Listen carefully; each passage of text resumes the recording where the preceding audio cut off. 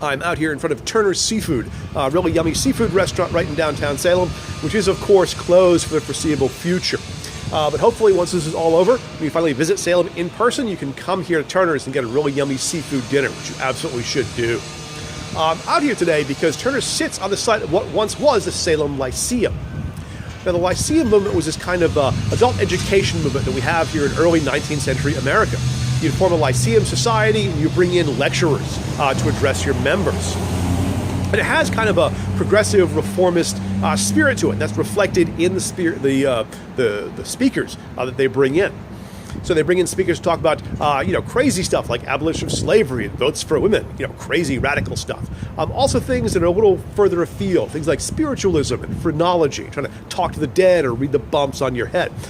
So slightly more pseudoscientific kind of stuff, but all to inform, instruct, and entertain their members.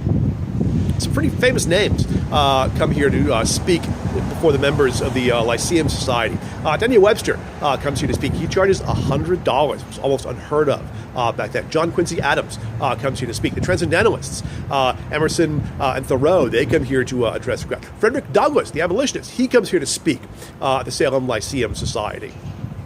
Now, like I said, starting in 1830, about 1,000 speakers come and go. It's got this kind of progressive movement, but not as progressive as we might think, because out of 1,000 speakers, only 6 of them are women.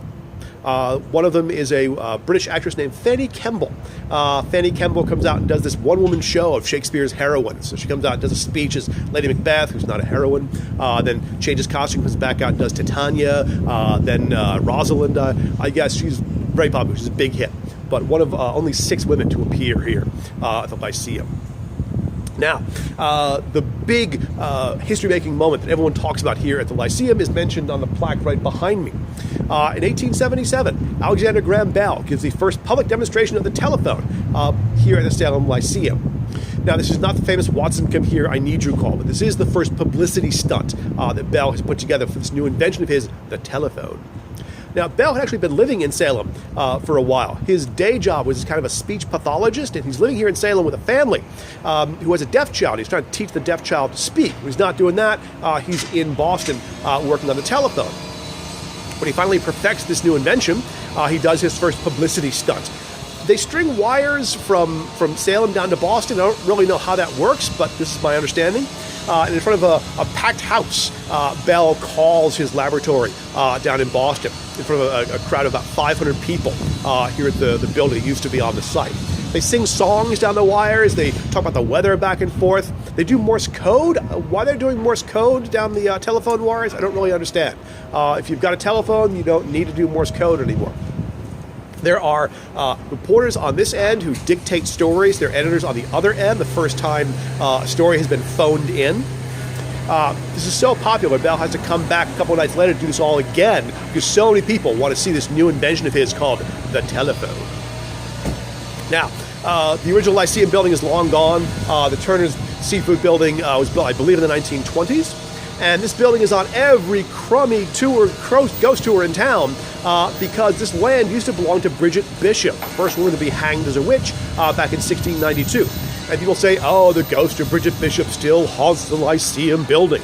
And these paranormal investigators come in and they wave their equipment around and they say, oh, the photon meter beeped and the needle jumped and the lights blinked and that detects paranormal energy and that means that Bridget Bishop is here. And if you ask me, which you didn't, but still my tour, we really don't know that any of these gadgets detect paranormal energy. We don't really even know what paranormal energy is supposed to be to begin with.